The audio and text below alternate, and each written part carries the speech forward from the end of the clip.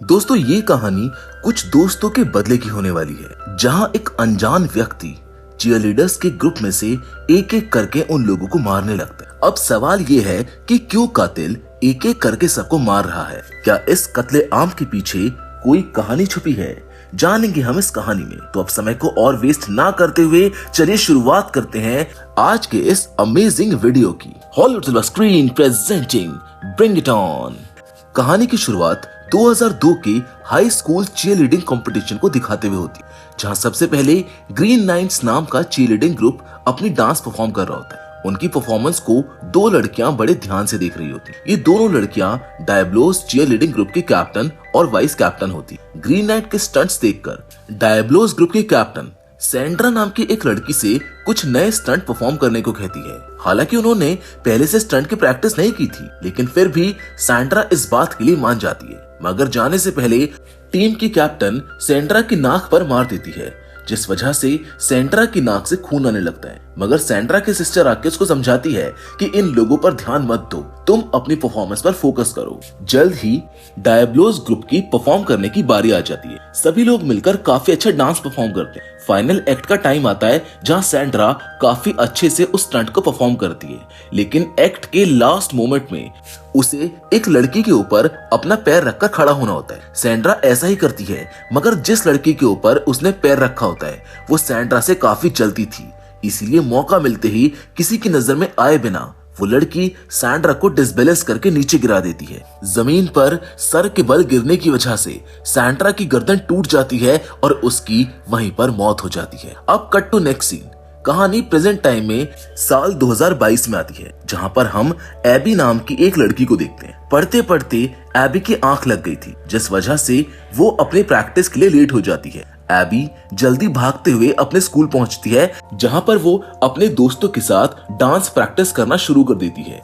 Present time में AB डायब्लोस group की vice captain है, इसीलिए कहानी को आगे बढ़ाने से पहले डायब्लोस ग्रुप के कुछ मेन कैरेक्टर्स के नाम जान लेते हैं, क्योंकि ये कहानी इसी ग्रुप के आसपास घूमती है, जिससे कहानी को आगे समझने में आसानी होगी। सबसे पहले कैप्टन मैकेला, फिर vice captain Abby, Tori, Quincy, Jackie, Matteo, Paige, Sydney, Reagan, Evie और साइलेंस टू। ये सभी लोग डायब्लोस ग्रुप के मेन डांसर्स हैं। अब back to the story. Diablos group के सभी लोग प्रैक्टिस करते हुए प्रेजेंट टाइम में ग्रीन नाइट्स टीम की परफॉर्मेंस को देखते हैं, जो कि काफी बेहतरीन डांस करते हैं। डायब्लोस के सभी लोग उनसे काफी जलते हैं, क्योंकि इस समय हाई स्कूल में वही उनका सबसे बड़ा कॉम्पिटिटर है। यही हम बॉयज के फुटबॉल टीम के प्लेयर एंड्रू को देखते हैं। एंड्रू एबी को काफी पसंद करता है, इसीलिए आज रात हिम्मत जुटाकर उससे बात करने की वो कोशिश करता है। लेकिन तभी फुटबॉल के कोच उसे मीटिंग रूम में बुला लेते हैं, जिस वजह से एबी और उसकी बात नहीं हो पाती है। यहाँ सभी लड़कियां आपस में एंजॉय कर रही होती हैं, मगर तभी एबी गलती से पेज सिमंस नाम की न्यूकमर से टकरा जाती है। एबी इसके बारे में ईव से पूछती है कि क्या पेज ठीक है, क्योंकि यहाँ पेज का बिहेवियर थोड़ा अजीब सा लगता है। फाइनली सब लोग मिलकर एक लास्ट डांस प्रैक्टिस करते हैं, जिसमें डायब्लोस टीम के मेंबर्स काफी सारे स्टंट परफॉर्म करते हैं, लेकिन उनको ऐसे खतरनाक स्टंट्स करते हुए प्रिंसिपल सिमंस देख लेती हैं, जिस वजह से वो कैप्टन और वाइस कैप्टन को अपने रूम में बुलाकर समझाती है कि स्कूल प्रॉपर्टी में किसी भी तरह से स्टंट्स नहीं होंगे। इस बात का पता चलते ही ग्रुप के बाकी लोग काफी दुखी हो जाते हैं, क्योंकि सब लोग मिलकर इस साल के हाई स्कूल कंपटीशन को जीतना चाहते हैं। इसके लिए उन्होंने काफी मेहनत भी की होती है, मगर अभी भी जीतने के लिए काफी प्रैक्टिस की जरूरत है। इसीलिए सब लोग मिलकर दिमाग लगाते हैं और आगे की प्रैक्टिस शहर के दूसरे कोने में खाली पड़े स्कूल में करने का फैसला करते हैं। सिडनी बताती है कि उसके फादर की एक ट्रैवल एजेंसी है, इसीलिए जाने के लिए वहां से एक बस की व्यवस्था हो जाएगी। दरअसल सिडनी को उसके फादर के अफेयर के बारे में पता होता है, इसीलिए ना चाहते हुए भी उसके फादर उसकी सभी बातें मानते हैं। वहीं पेज उस स्कूल की चाबी लाने के लिए मान जाती है, आखिर वो लड़की भी तो प्रिंसिपल की ही है। फाइनली सभी लोग इस प्लान के लिए मान जाते हैं। एबी प्रैक्टिस के लिए सबको अच्छे से रेडी होने के लिए कहती है। ये सब डिसाइड होने के बाद सभी लोग अपने घर के लिए निकल जाते हैं। स्कूल के बाहर एंड्रू एबी का वेट कर रहा होता है। एबी के आते ही एंड्रू उसको अपने दिल की बात बताते हुए उसके साथ कार में चलने के लिए पूछता है, लेकिन एबी के पास अपनी कार होती है, इसीलिए वो जाने से मना कर देती है। लेकिन एंड्रू हार नहीं मानता है और उससे कल अपने साथ घूमने के लिए पूछता है, लेकिन प्रैक्टिस की बात कहकर एबी साथ चलने से मना कर देती है। एंड्रू को लगता है कि एबी किसी और लड़के की वजह से उसको मना कर रही है। एंड्रू एबी से पूछता है कि क्या तुम इवान की वजह से मुझको मना कर रही हो।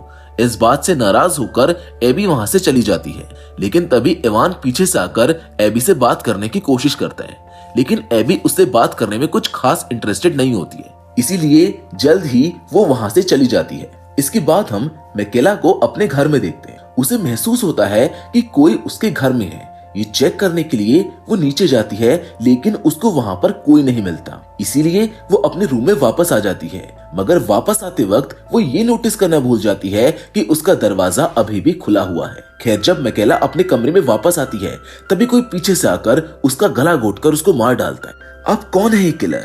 उसने मैकेला को क्यों मारा? उसका मकसद क्या है? ये तो हमको कहानी में आगे ही पता चलेगा। खैर, प्रैक्टिस में जाने के लिए सब लोग एक जगह इकट्ठा हो जाते हैं, जहां सबके आने के बाद पता चलता है कि मैकेला को मिलकर टोटल 3 लोग आज प्रैक्टिस से गायब हैं। हालांकि ये बात एबी को काफी अजीब लगती है, क्योंकि मैकेला कभी लेट नहीं होती है, इसीलिए मजबूरी में एबी टीम की कैप्टन बन जाती है। जल्द ही एक बस आ जाती है, जो दिखने में थोड़ी पुरानी होती है, लेकिन कुछ ना होने से बेहतर कुछ होना ही सही है। सभी लोग उस बस में बैठकर आगे की प्रैक्टिस के लिए निकल जाते हैं। सफर के दौरान बाकी दोस्त ना आने के अपने अपने कारण बताते हैं, लेकिन अब कुछ नहीं हो सकता है, इसीलिए सभी लोग उनकी परवाह ना करते हुए जल्द ही पुराने स्कूल पहुंच जाते हैं। Tori, Quincy, Abby, Paige, Reagan, Sydney, Silence 2, Jackie और मैटियो। प्रैक्टिस में पहुंचने वाले यही 9 मेंबर्स होते हैं। प्रैक्टिस पर फोकस करने के लिए एबी डिसाइड करती है कि सभी की मोबाइल इकट्ठा करके एक बैग में रख दिए जाएंगे, ताकि सभी लोग अपनी प्रैक्टिस पर अच्छे से ध्यान लगा सके। स्कूल पहुंचते ही एबी सबसे पहले यही काम करती है और सबके मोबाइल इकट्ठा करके एक बैग में रख देती है। सभी लोग स्कूल के अंदर जाते हैं, मगर अंदर घुसते ही स्कूल गेट अपने आप बड़ी तेजी से बंद हो जाता है। खैर, सबको लगता है कि पुराना स्कूल है, इसीलिए ऐसा हो गया होगा। सब लोग इस बात को अनदेखा कर देते हैं। स्कूल के अंदर चारों तरफ अंधेरा ही अंधेरा होता है, मगर जल्द ही लाइट्स ऑन करके सभी लोग एक हॉल में पहुंच जाते हैं। हॉल की हालत काफी खराब होती है, इसीलिए सभी लोग मिलकर उसे साफ करते हैं और मैट बिछाकर बेसिक एक्सरसाइज स्टार्ट कर देते हैं। धीरे धीरे रिदम सेट होता है और सभी लोग प्रैक्टिस स्टार्ट कर देते हैं। प्रैक्टिस में एक स्टंट के दौरान ऊपर से नीचे गिरने की वजह से रीगन के पैर में मोच आ जाती है, इसीलिए सभी लोग थोड़ी देर का ब्रेक लेते हैं। ब्रेक के दौरान सिडनी सबको डायब्लोस की हिस्ट्री के बारे में डिस्कस करते हुए उसी इंसिडेंट के बारे में बताती है जिसको हमने इस फिल्म की शुरुआत में देखा था, जहां एबी पेज को एक चेयर लाने के लिए भेज देती है और सिडनी से मोबाइल वाला बैग मांगती है। सिडनी अपने सारे बैग चेक करती है, लेकिन उसको कहीं भी वो वाला बैग नहीं मिलता है जिसमें मोबाइल रखे हुए थे। यही हम स्कूल के बाहर इवान की गाड़ी को देखते हैं, मतलब कुछ तो गड़बड़ है। पता नहीं अब आगे इनके साथ क्या होने वाला है। एबी क्विंसी से आइस बॉक्स मांगती, लेकिन नशेड़ी क्विंसी अपने साथ आइस बॉक्स लाना भूल जाता है, इसीलिए एबी टोरी को स्कूल में आइस ढूंढने के लिए कहती है। टोरी स्कूल में चारों तरफ दिखती है, लेकिन उसको आइस कहीं नहीं मिलती। मगर तभी एक रूम में उसे डायब्लोस का मैस्कॉट दिखाई देता है, जिसको देखकर वो काफी डर जाती है। पहले तो उसको लगता है कि कोई उसके साथ मजाक कर रहा है, इसीलिए टोरी पूछती भी है कि कौन हो तुम और मुझको डरा क्यों रहे हो। लेकिन तभी वो मैस्कॉट टोरी को एक चाकू फेंक कर मारता है, जो सीधा टोरी के पैर में जा लगता है। जैसे टोरी जमीन पर गिरती है, वो मैस्कॉट पीछे से आकर बीपी एपैरेटस से उसके गले को दबाना शुरू कर देता है। टोरी अपने हाथ को चलाने की कोशिश करती है, मगर वो मैस्कट पेपर कटर से उसके हाथ को ही काट देता है। जल्द ही दम घुटने की वजह से टोरी मारी जाती है।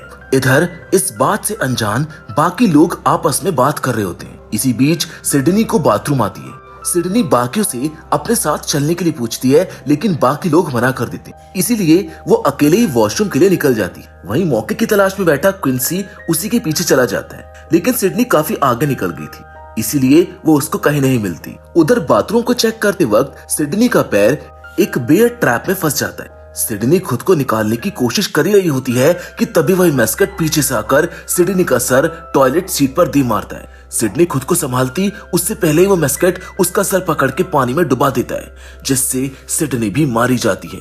यही हम एवन को एक बार फिर से देखते हैं, जो किसी से बात कर रहा होता है कि एबी के लास्ट मोमेंट में उसे मरते हुए वो देखना चाहता है। हालांकि हमें उस दूसरे इंसान का पता नहीं चलता है कि वो कौन था।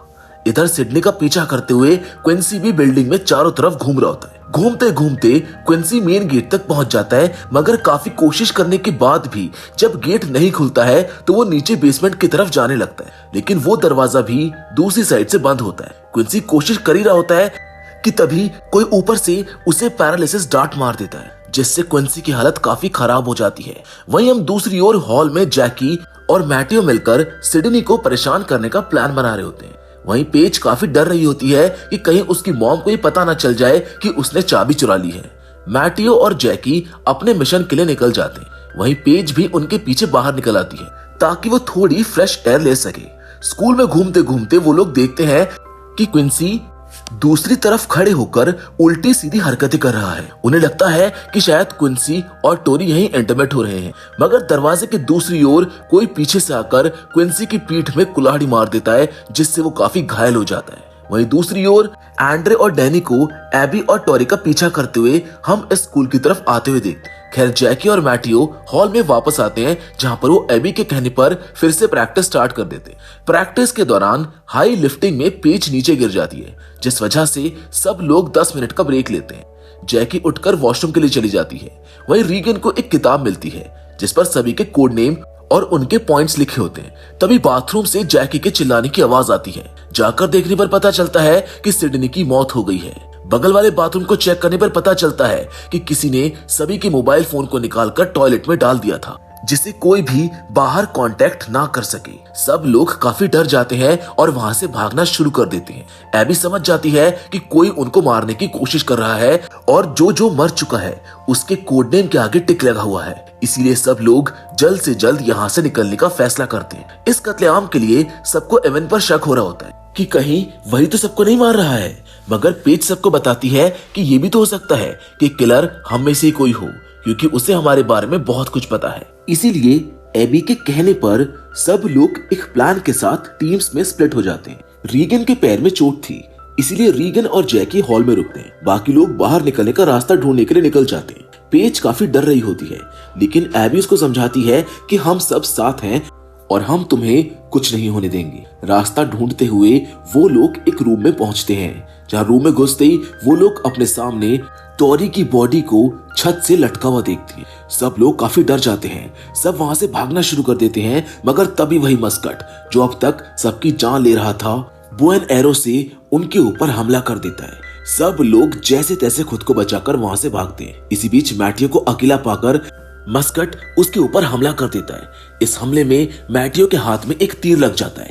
जल्दी डैनी के साथ एंड्रू भी स्कूल पहुंच जाता है। स्कूल में अंदर जाते ही वो एबी को मदद के लिए चिल्लाते हुए सुनता है। इधर से एंड्रू भी एबी को आवाज लगाता है, जिसे एबी सुन लेती है।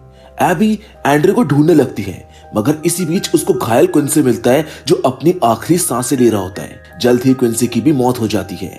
एबी यहाँ से भागकर एक रूम में जा पहुंचती है, जहाँ पर एक टीवी स्क्रीन पर एक वीडियो चल रहा होता है, जिसमें एंड्रू मैकेला पर ट्राई मार रहा होता है। एंड्रू वहां आकर उसको समझाने की कोशिश करता है, मगर तब तक वो मस्कट पीछे से आकर एंड्रू पर हमला कर देता है और एंड्रू के पैर में एक चाकू मार देता है। एंड्रू मस्कट से लड़ने की काफी कोशिश करता है। इसी बीच एबी भागकर पेपर कटर लाने जाती है ताकि वो एंड्रू की मदद कर सके, लेकिन चाकू लगने की वजह से वो नीचे गिर जाता है और मौका मिलते ही वो मस्कट उसके ऊपर एक लोहे की टेबल को पटक देता है, जिससे एंड्रू की भी वहीं पर मौत हो जाती है। एंड्रू को मरा हुआ देखकर एबी काफी दुखी होती है।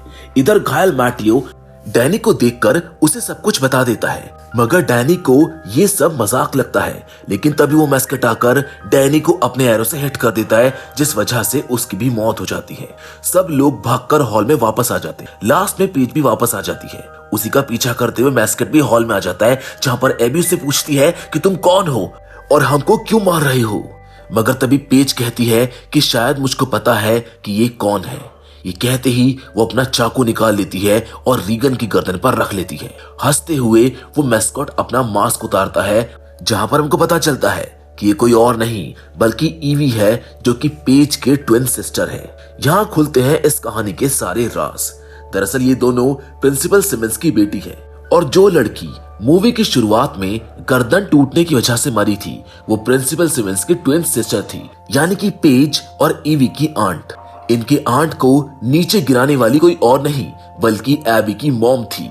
इसीलिए प्रिंसिपल सिमंस ने अपनी बेटियों का सहारा लेकर अपनी बहन की मौत का बदला लेना चाहा। सिमंस ने शुरू से ही इन्हें एक कातिल बनने की पूरी ट्रेनिंग दी थी। यहाँ पर ये दोनों ये भी रिवील करती है कि मैकेला को भी इन्होंने ही मारा था। ये सब पता चलने के बाद ईवी और पेज चीयर टू डाई नाम का एक खेल खेलने के लिए कहती है, जिसमें वो एक स्टंट बताएगी। जो अच्छे से परफॉर्म करेगा वो बच जाएगा, जिसने भी गड़बड़ी की वो तुरंत मारा जाएगा। सबसे पहले जैकी की बारी आती है, फिर मैटियो, उसके बाद साइलेंस 2। सब लोग अपना स्टंट काफी अच्छे से परफॉर्म करते हैं और बच जाते हैं। इसके बाद वो दोनों सिस्टर रीगन से स्टंट परफॉर्म करने को कहती है, लेकिन चोट लगे होने की वजह से ऐसा कर पाना उसके लिए नामुमकिन था। इसीलिए एबी आगे आती है और उसके बदले स्टंट करने को कहती है। दोनों सिस्टर्स को बातों में फंसाकर उसी पेपर कटर से हमला कर देती है जिसको वो एंड्रू को बचाने के लिए लाई थी। मौका मिलते ही बाकी लोग भी उसका साथ देने लगते हैं। यहाँ इनके बीच काफी लड़ाई होती है। इसी बीच मौका मिलते ही सब लोग यहाँ से भाग निकलते हैं। रीगन को साइलेंस 2 अपने हाथों में ले लेता है। भागते हुए ये लोग एवन की बॉडी को टंगा हुआ देखते हैं, यानी कि इन दोनों पागल बहनों ने अब तक 7 लोगों को मार डाला है। सभी लोग भागकर बैकयार्ड में जा पहुंचते हैं जो चारों तरफ से बंद होता है। यहाँ से बाहर जाने का एक ही रास्ता होता है, इनमें से कोई जंप करके दीवार के ऊपर चढ़ जाए फिर बाकियों की ऊपर आने में हेल्प कर सके। इसीलिए सब लोग अपने डांस की एक फॉर्म को परफॉर्म करते हैं जिसकी मदद से एबी ऊपर पहुंच जाती है। एबी को वहाँ एक रस्सी मिलती है जिससे वो बाकियों के लिए नीचे फेंक देती है। एक एक करके सब लोग ऊपर आ जाते हैं, मगर जैसे ही मैटियो ऊपर आने लगता है तभी ईव आकर उसका पैर नीचे से पकड़ लेती है। ये देख एबी नीचे आ जाती है और उसको समझाती है कि हमें अपने पेरेंट्स की जिंदगी जीने की जरूरत नहीं है। जो हुआ वो गलत था, लेकिन इससे कुछ ठीक नहीं होगा। पर साइको ईवी बातों को समझने की जगह उल्टा उसके ऊपर हमला शुरू कर देती है। लेकिन मौका मिलते ही इस बार एबी भी पास ही में पड़े एक औजार से ईवी का गला काट देती है, जिससे उसकी कहानी यहीं पर खत्म हो जाती है। जल्द ही वो लोग देखते हैं कि जो बस इनको लेकर आई थी वो वापस आ चुकी है। इसीलिए सब लोग ऊपर से नीचे उतर आते हैं, लेकिन तभी वो लोग पेज की आवाज सुनते हैं जो अब पूरी तरह से पागल हो चुकी थी। सब लोग डर कर बस में घुस जाते हैं, लेकिन तभी पेज ड्राइवर पर हमला करके उसको भी मार डालती है।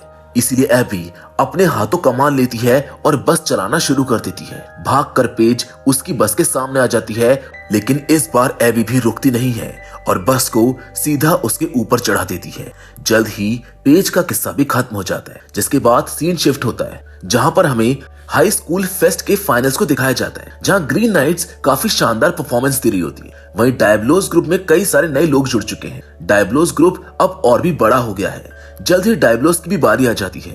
डायबलोस वाले इस बार सारे स्टंट्स काफी अच्छे से परफॉर्म करते हैं। जल्द ही डायबलोस ग्रुप इस मैच को जीत जाता है। लेकिन यहीं पर हम प्रिंसिपल सिमंस को देखते हैं जो गुस्से में एकदम लाल हो रही होती है, जिसके साथ ये कहानी यहीं पर खत्म हो जाती है। तो दोस्तों, मैं उम्मीद करता हूँ कि ब्रिंग इट ऑन की कहानी आपको पसंद आई होगी। बाकी फिलहाल आज के इस वीडियो में तो बस इतना ही, लेकिन हम फिर से जरूर मिलेंगे और वो भी एक और नई मजेदार कहानी के साथ। लेकिन हमेशा की तरह तब तक के लिए धन्यवाद।